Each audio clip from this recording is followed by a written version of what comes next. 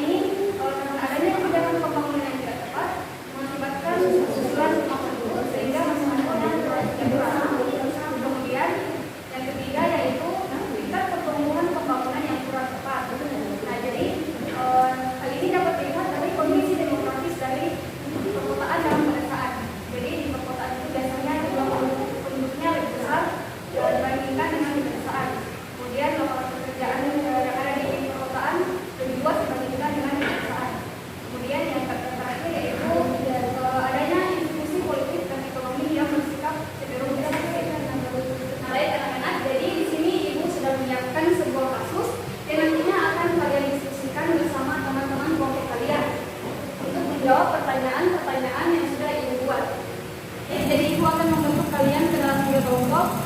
Dari Asniar menghitung dari 1. 1, 2, 3, 1, 2, 3, 1, 2, 3. 1, 2, 3. Baik, jadi ibu akan memberikan waktu kalian selama 15 sampai 20 menit untuk saling berdiskusi dengan teman kelompoknya. Jadi silakan berdiskusi.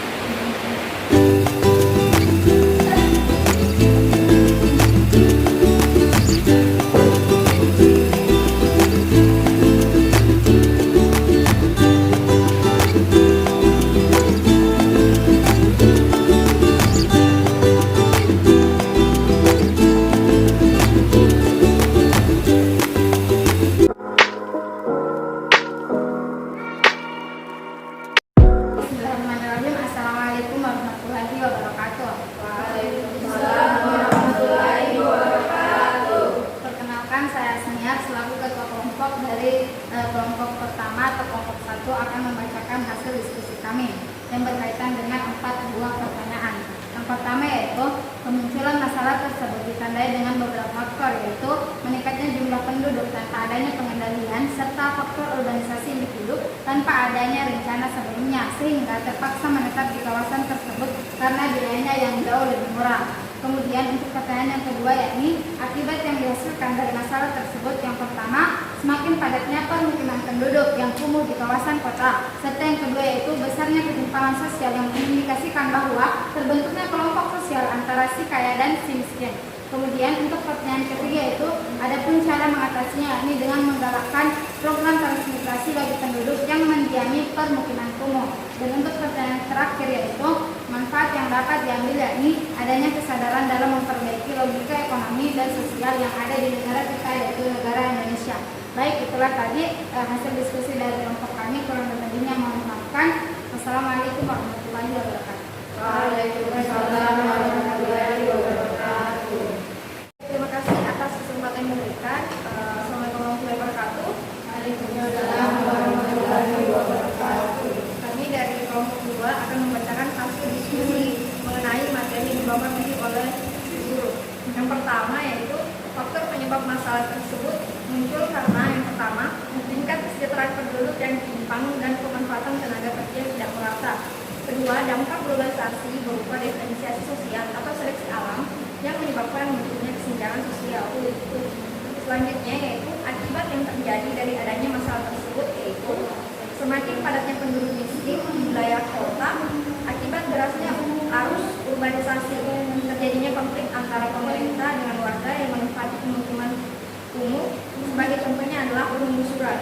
Yang ketiga, cara mengatasinya yaitu melakukan pemberdayaan masyarakat yang ditransmigrasi sehingga mampu meningkatkan kesejahteraan. Nah, yang terakhir yaitu manfaat yang dapat dipetik yaitu dapat mengetahui penyebab munculnya dari masalah ketimpangan sosial tersebut dan semakin munculnya rasa syukur terhadap karunia Tuhan yang Maha Esa. Sekian, wassalamualaikum warahmatullahi wabarakatuh. Waalaikumsalam warahmatullahi wabarakatuh.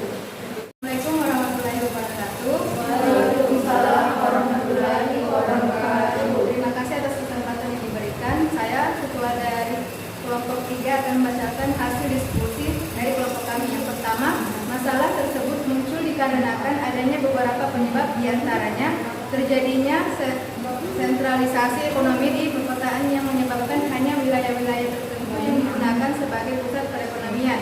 Yang kedua, dampak yang muncul dari masalah tersebut meningkatkan kemungkinan terjadinya kebakaran akibat adanya pemukiman kumuh semi permanen.